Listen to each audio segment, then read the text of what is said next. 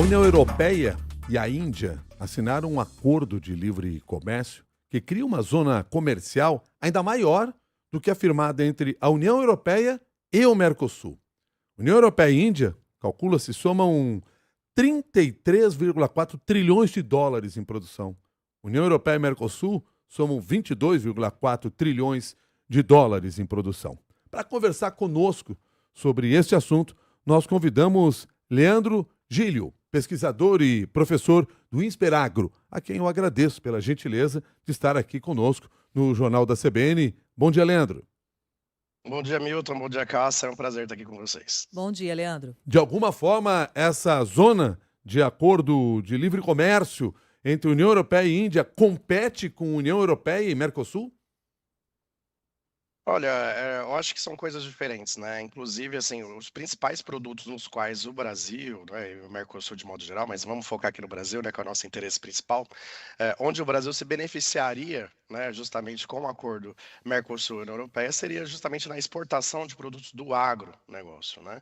Produtos esses que acabaram ficando de fora do acordo aí com relação à Índia, né? A Índia é concorrente do Brasil em algumas atividades, né, como por exemplo o açúcar, né, que é um concorrente importante do Brasil, e poderia eventualmente prejudicar um possível ganho de mercado que a gente teria aí com relação à União Europeia. Mas na verdade isso daí acabou ficando um pouco de fora aí do acordo e isso acaba não gerando uma concorrência em si com o acordo realizado com o Mercosul, né? Eu acho que teria pouquíssimo impacto com relação a existir uma concorrência, né? Muito mais aí uma questão da União Europeia estar tentando abrir seus mercados, ganhar um certo protagonismo no contexto geopolítico e comercial mundial, né? Que a União Europeia anda um pouco em baixa, né? Ultimamente, quando a gente pensa atualmente no contexto de comércio, né, de guerras comerciais, toda essa turbulência que a gente está vendo no ambiente global, a gente lembra muito mais dos Estados Unidos, da China, né, por países que ganharam aí um protagonismo, ultrapassando, digamos assim, a União Europeia nessa relevância global, né? Então, a União Europeia vem tentando aí justamente mover um pouco contra essa maré, criando, né, agilizando esses acordos que já vinham em negociação já há muitos anos, né? Lembrando que esse acordo com a Índia também já vem em negociação de 20 anos, né? Como justamente o Mercosul e a União Europeia também. Então, a União Europeia, digamos assim, se tornou acelerou um pouco a concretização desses acordos justamente aí para tentar retomar um pouco desse protagonismo, dinamizar um pouco da economia, né? Mas eu creio que são acordos paralelos ali, eles acabam não influenciando muito um no outro.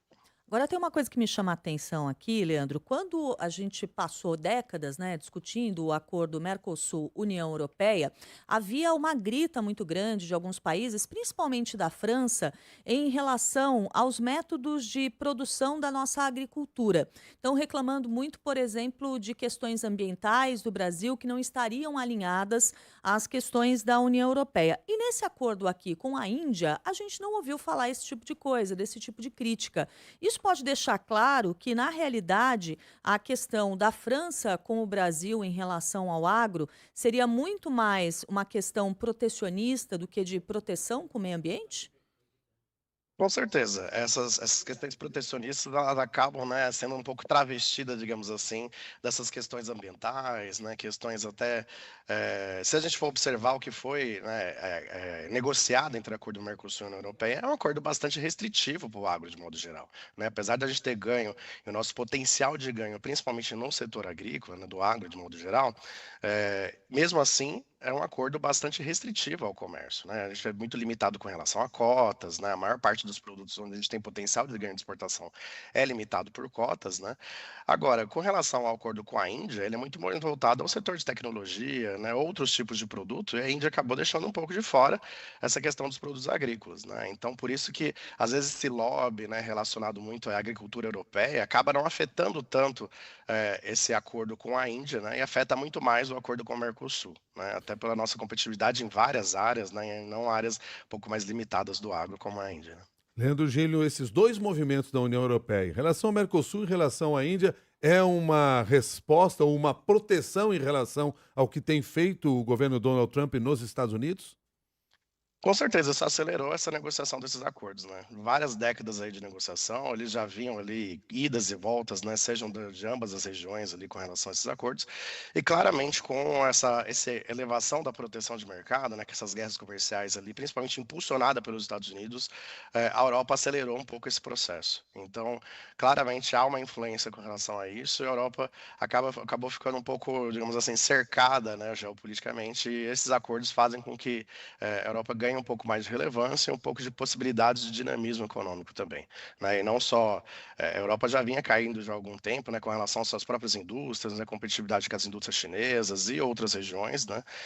Então, isso daí faz com que a Europa tenha uma possibilidade de abertura um pouco maior de seus mercados e consiga dinamizar um pouco a economia interna.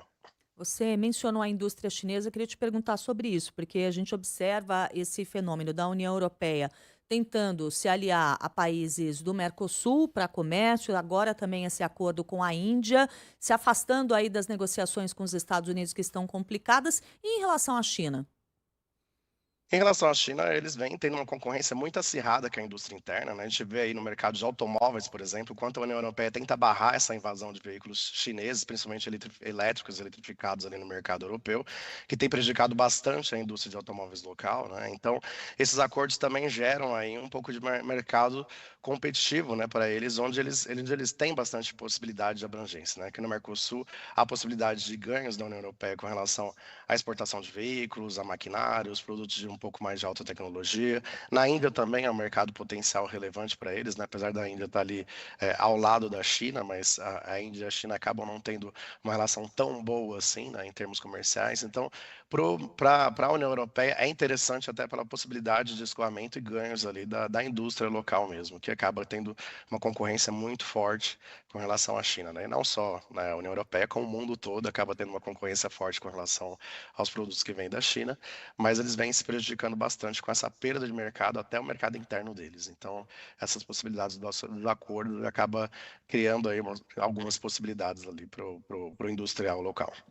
Leandro Gílio, muito obrigado pelas suas informações, sua análise aqui no Jornal da CBN. Bom dia. Obrigado, bom dia, um abraço. Bom dia. Leandro Gílio é pesquisador, professor do Insperagro. Conversou com você aqui no Jornal da CBN, agora que são 7h42.